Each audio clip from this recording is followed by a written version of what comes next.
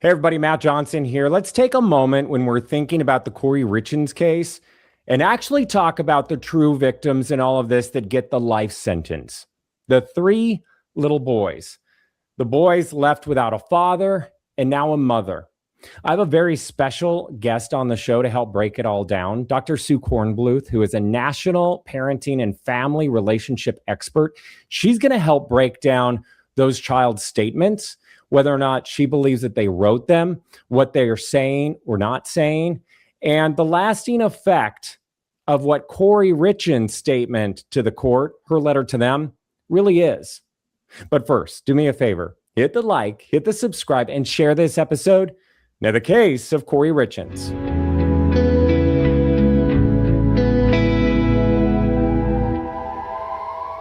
Here to help break it all down, we have a very special guest. We have Dr. Sue Cornbluth, who is the National Parenting and Family Relationship Expert. And I'm so happy to talk to you about this case because, when we're talking about this sentencing, it was so unique because you have the young victims wrapped up in all of this, and they didn't even call her mom in their statements. I know. Well, I think that's very common, Matt, actually, in some of these situations, because now they've detached from her. So when children often detach from a parent in this kind of situation, they go and call her by her first name instead of mom. And that shows that they are removed from her as of now. So that didn't,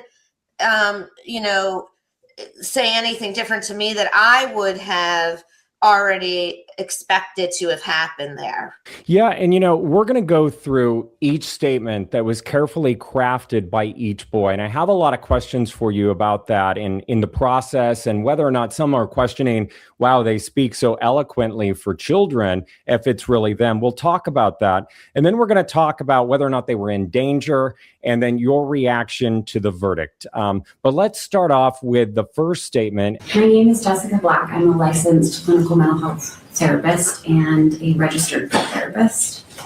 Myself and my colleagues are here today to read the victim impact statements for 3 children. We are here as advocates on their behalf. After a developmentally appropriate process, the boys were able to decide individually how they wanted to share their statements, and this is what they chose. Our roles are to read their words exactly as they wrote.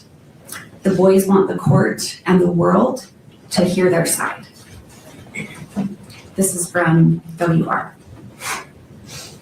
I woke up to sirens, and there were a lot of people at my house, and I was definitely scared. I felt confused. I was in a bedroom with my brothers, and I didn't know what was happening. At first, I was really scared because I didn't know what was happening, and I had no control, and I felt helpless. I felt really overwhelmed. After my dad died, Kouri would put us in the basement while she was with the neighbor. I felt scared because I thought something really bad was happening again. She would take me to places that smelled really bad. Everything she did made me feel uncomfortable.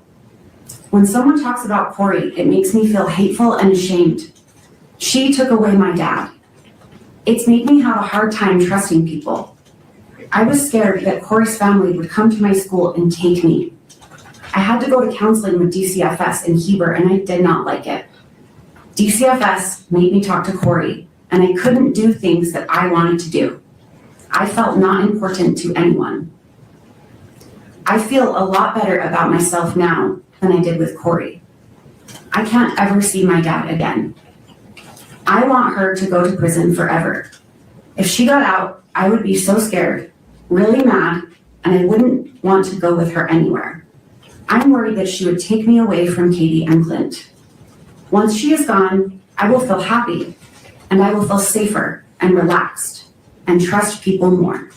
Okay, so I guess the big burning question on everyone's minds is, obviously they're minors. They have these victims' rights advocates with them. Did they write these statements, and what sort of process does that look like with children? Matt, when that was being read, I was listening very carefully to the words, and I had some questions myself. If a boy as young as this could write something like this, there were big words and things that a child of this age would not see. So I wonder if somebody did help them with this. Okay. And is it the child's words? Yes, I think some of the words in there are definitely this child's words, but it was rewritten to present in court. That's what I feel from this. I would say let the child write it out any way they want. If the language isn't right or whatever, read exactly what they write, because that's more impactful than something that seems like it was coached or it was written. I mean, if you listen to all of them, there's words such as accountability, things like that. What kids up to 13 use those kinds of words? But what I did pick up in that particular letter was he was scared. That's completely normal in terms of what would happen, right? He felt that mom wasn't there for him. He can't trust her anymore. DCFS was very scary to him. You know, many kids do not want to talk to DCFS. It's very scary. And kids at that age just want to live. They don't need this in their lives. Being locked in the basement, I believe that he said that, right? When she was upstairs or with friends, was he locked in the basement, or did she say, go play in the basement? I don't know, but I'm going to tell you something from doing this a long time, is that these words don't seem like the kids wrote them. It seems a little fishy. So it makes me question, did somebody coach them? But at the end of the day, it doesn't matter if someone coached them, Matt. These kids were traumatized.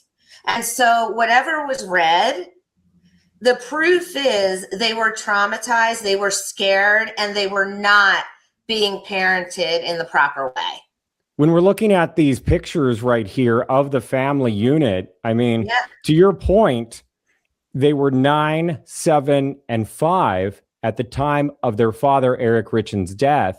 And at the time of this sentencing of their mother, Kouri Richins, for his murder, they are 9, 12, and 13. Right. So, I mean, I would imagine that they do need a little bit of help, but I'm with you on, I want to hear the exact words, especially for the preservation of the court record and whatever she's going to come up with next for her appeal. Yeah.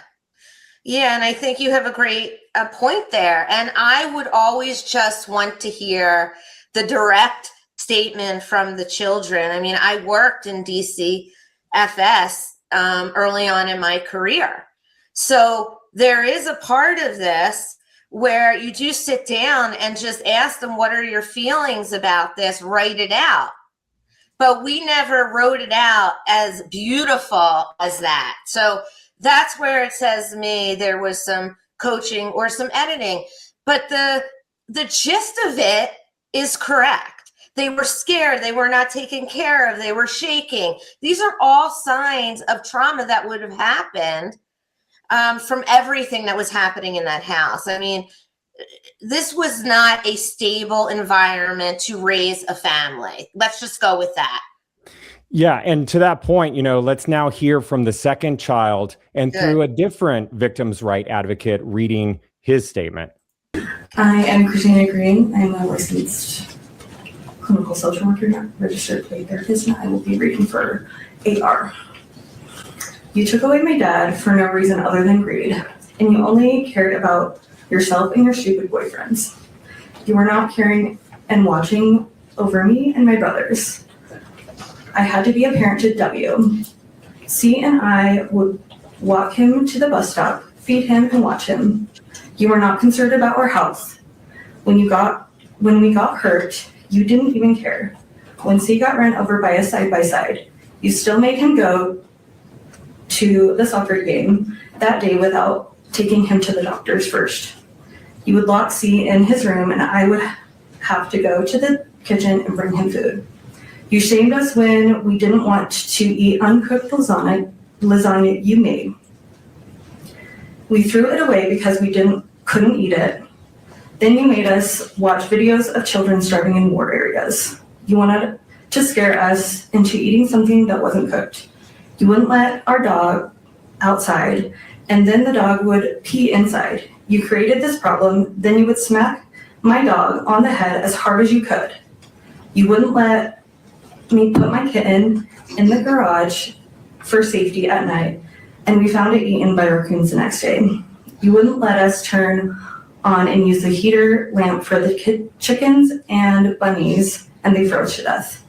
You would always argue with my dad and lock the door. You were not playing the role as a real mother does. You were doing the opposite. Now my dad can't be my coach anymore, can't be at any of my games. He won't be at my birthdays. He can't teach me how to drive. He won't be at my graduation, and he can't take me camping or fishing. You made me paranoid about sleeping on my dad's side of the bed by saying I might die or get harmed when I was just trying to be close to my dad after you killed him. You took away everything from me and my brothers. I don't want you out of jail because I will not feel safe if you are out. You have never said sorry for anything that you have done to me and my brothers. I don't want you to hurt anyone again. I know that you will need to stay in jail to fully take accountability for what you did to me, CW, and my dad. With you in jail, I will be able to continue to feel safe and live a happy and successful life without fear of you hurting me or anyone I love. Thank you, Your Honor. Okay, so two big takeaways from me. Number one, the animal cruelty, that was shocking. But then I was also thinking about all of the serial killers that go from killing animals to then elevating to killing humans. And that connection. But then I was also starting to hear over and over again from these children that they don't want their mom to have parole.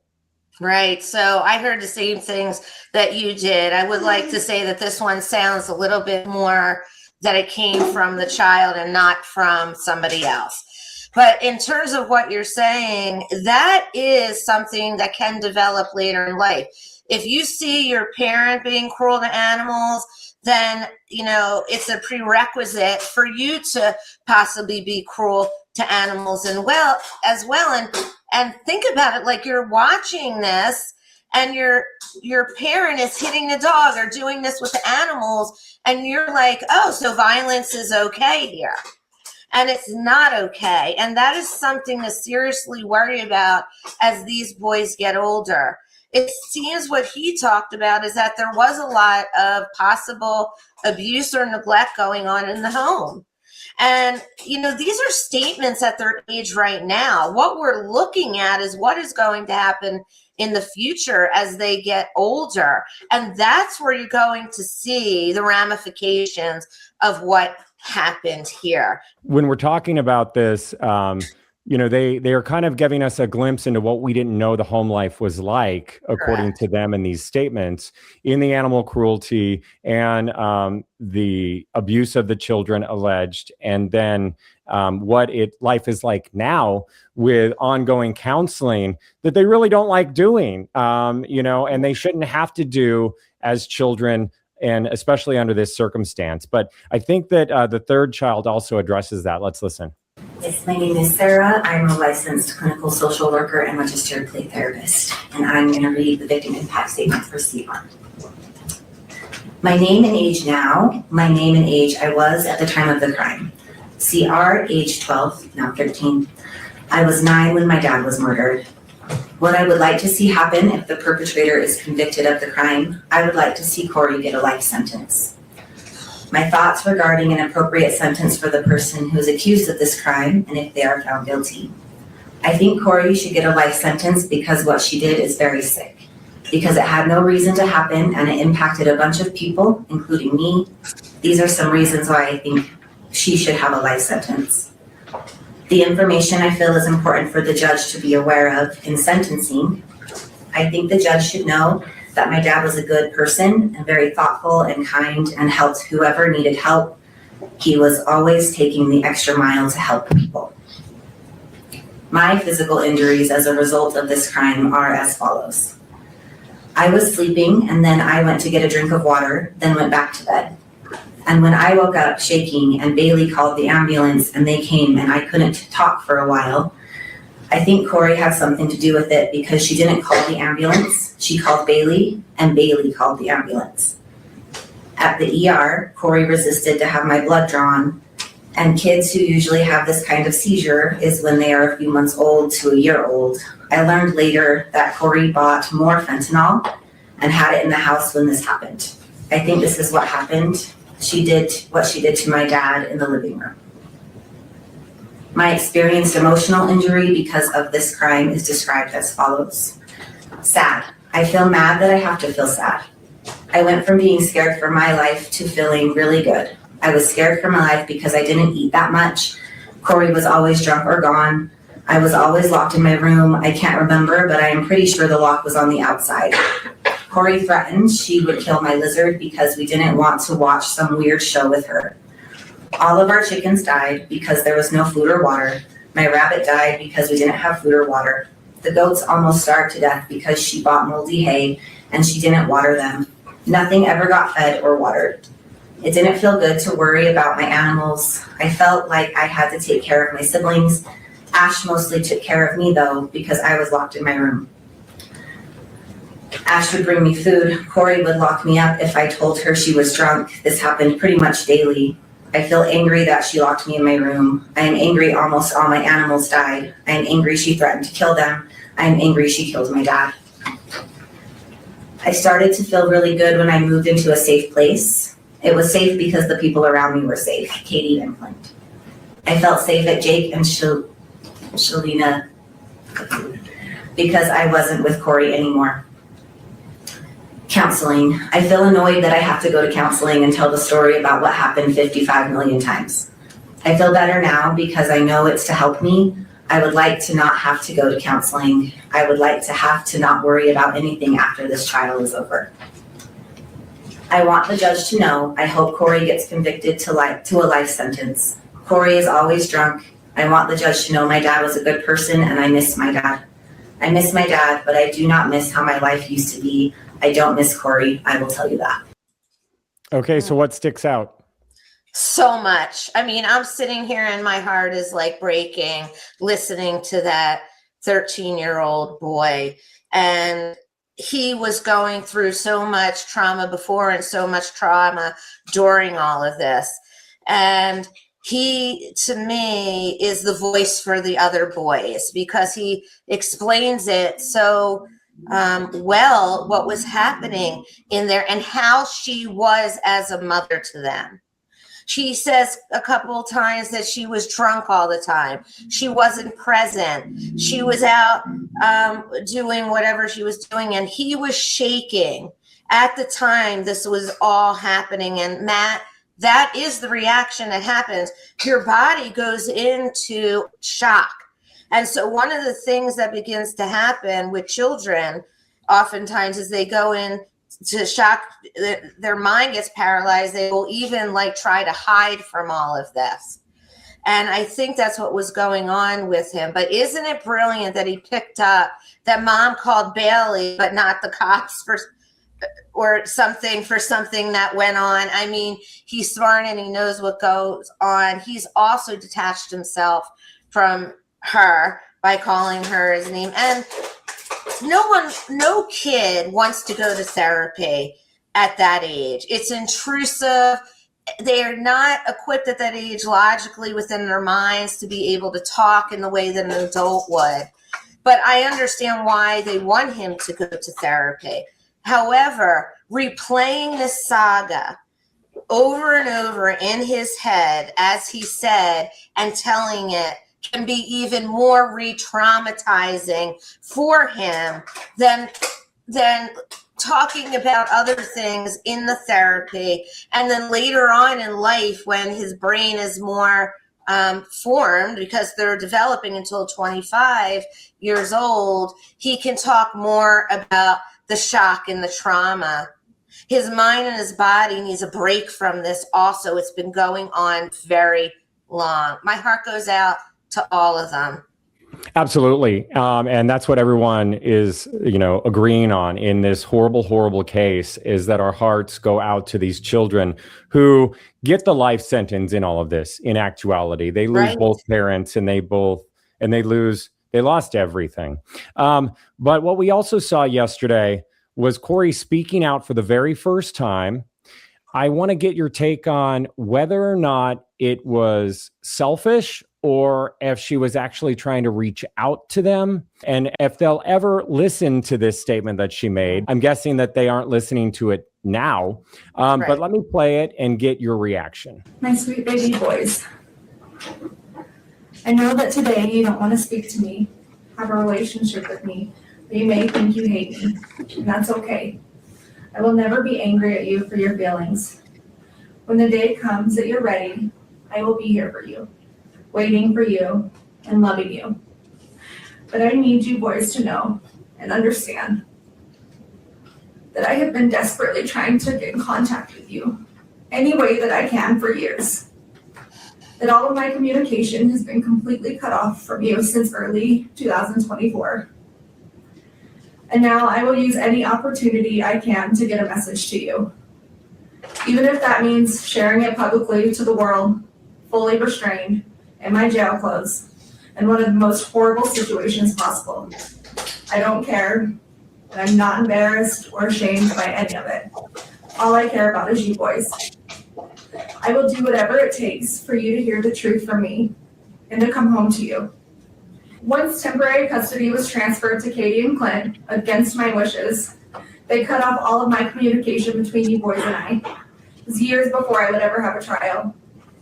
I did not just walk out of your lives one day to never return, to never call, to never show up. Regardless of what anyone tells you, I would never ever leave you boys. And I am so sorry if for even 1 second you thought that I did. You boys have the right to be angry and sad and confused, feel in survival mode, have questions. All of this is completely valid. Your feelings are completely valid. And one day when this is all over, we can sit down and talk about all of this and sort it all out. I promise you boys, one day it will be over. It's never going to be over for them. Correct. And will they ever talk to her? Will they ever see that? This will never be over is correct. Let me tell you my thoughts about this because everybody knows I'm really direct. So here I go. To me, yes, this was a final performance before she was sentenced to life imprisonment. She blamed everybody else except herself for anything that has happened here. But Matt, she totally believes her story. And that's what I want your watchers to know. Like, these kind of people, they believe their story, okay? From the moment that they open their mouth to the end of the day. She's never seeing her kids again. And she wanted to do this hoping, and I don't blame her, that her kids would rewatch this sometime in her life. But the way that she did it was so self-serving. Most of it was about her.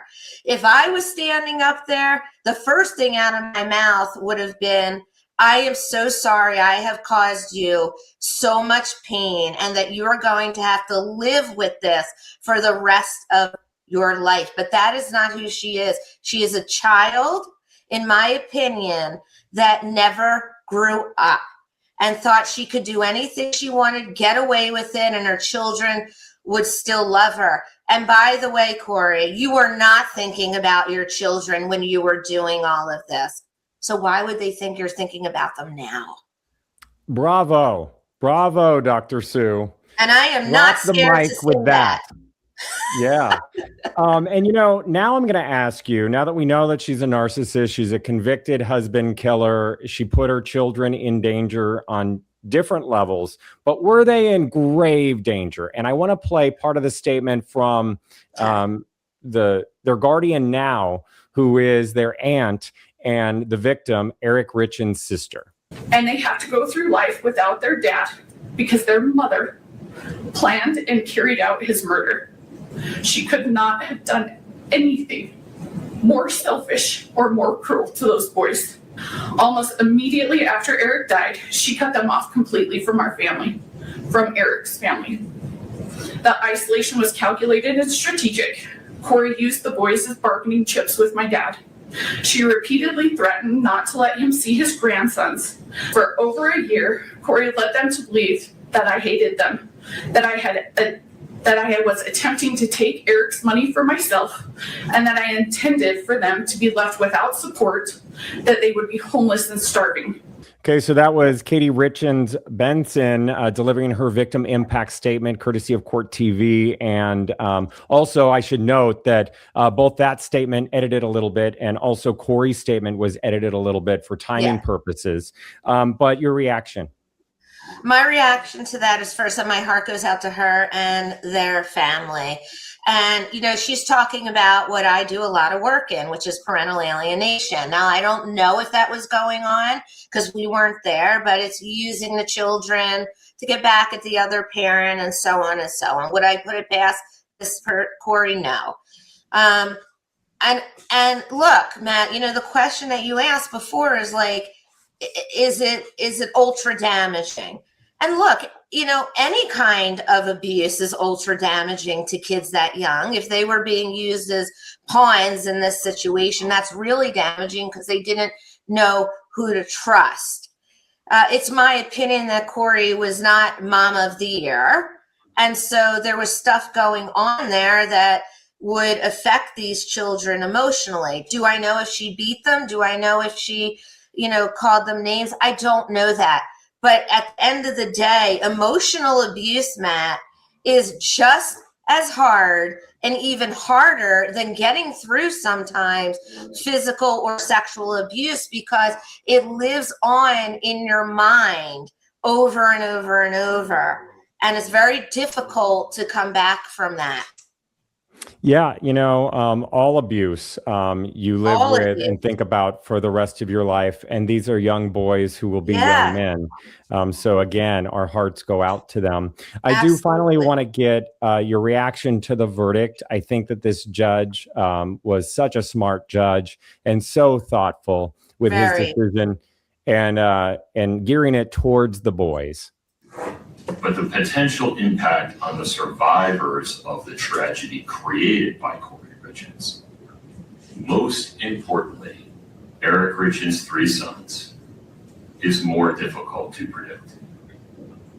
On one hand, if the court sentences Ms. Richins to life without parole, one or more of those young men may come to resent that the court eliminated any opportunity they might have in the future, decades into the future, to express an opinion as adults with substantial life experience about whether their mother should, for example, be allowed to die with dignity.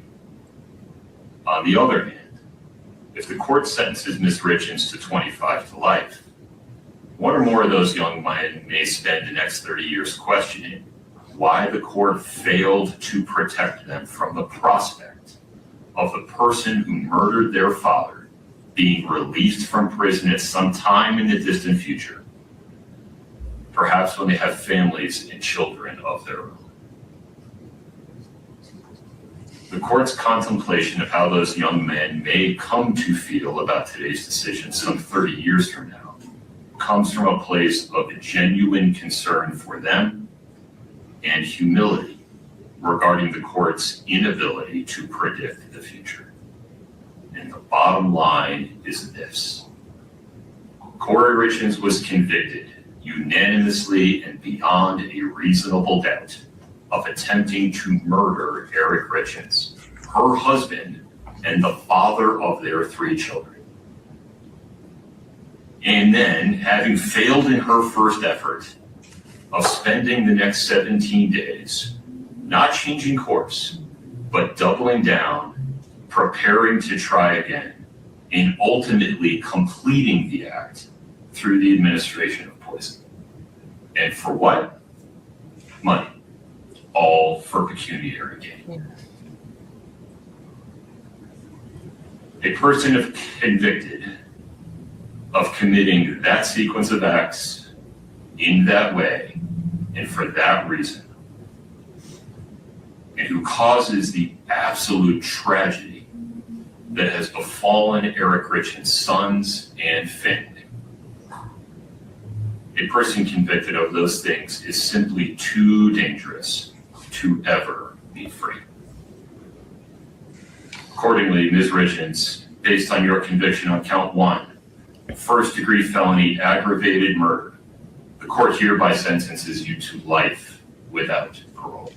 Okay, your reaction to that. I just love how his entire thought process and decision-making is completely wrapped around the 3 victims.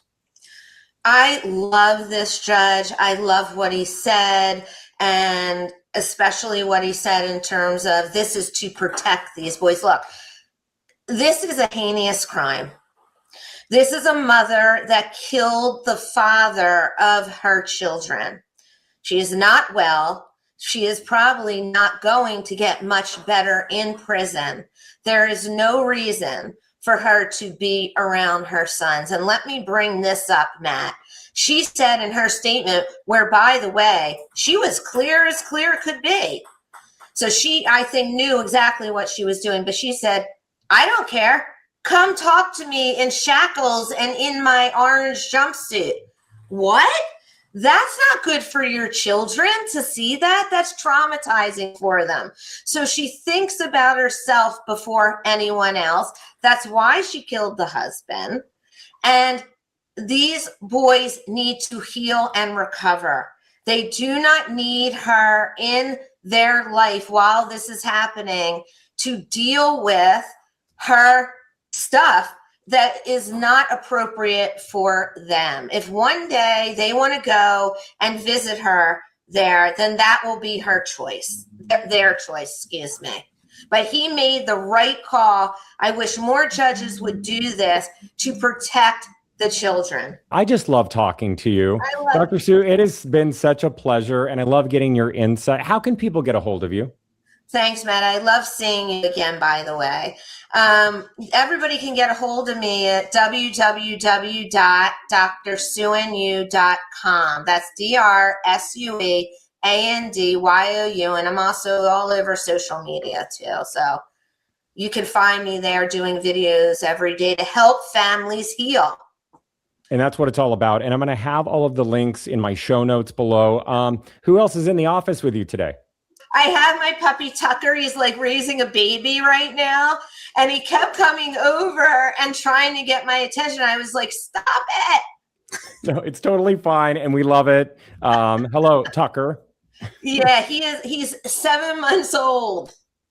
Well, I hope that you and Tucker can come back soon. And thank you again for all your time. Anytime you need me, I'm there for you. And I'm so glad, Matt, that you're bringing the psychological aspects of this to true crime, because we need more of it. Amen. Thank you so much. If you want to see the full sentencing and the victim impact statements, you can see them in my videos below. In the meantime, I'll keep you posted on this case and others. Please take care of yourself. We'll see you next time.